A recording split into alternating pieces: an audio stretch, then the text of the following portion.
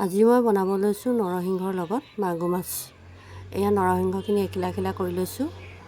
তাৰপিছত নহৰু, পিঁয়াজ, আদা আৰু বিলাহী এটা দি এনেকৈ পেষ্ট বনাই ল'ম।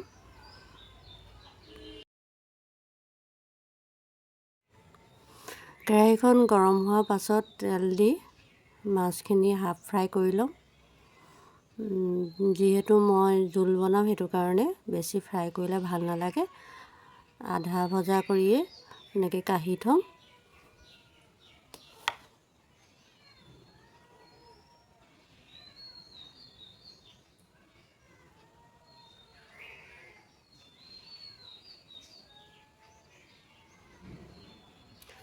গৰম হৈ থকা তেলখিনিতে মই পাঁচফোৰণ কেইটামান দি লৈছোঁ আৰু পেষ্ট কৰি থোৱা এই নৰসিংহৰ পেষ্টটো মই তেনেকৈ দি ভালদৰে ভাজি ল'ম আৰু তাতে হালধি নিমখ দি ভালদৰে মিহলাই অলপ পানী দি দিম।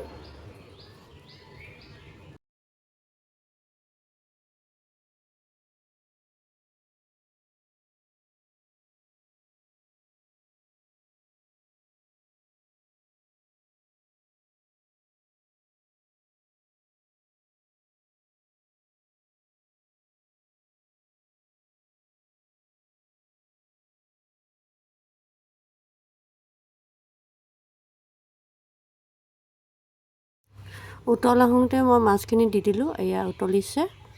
তাৰপিছতে ভালদৰে লৰাই ঢাকন মাৰি দিছোঁ ভালদৰে সিজিবলৈ। আৰু আমাৰ ৰেডি হৈ গৈছে। খাই এনেদৰে ভাল লাগে।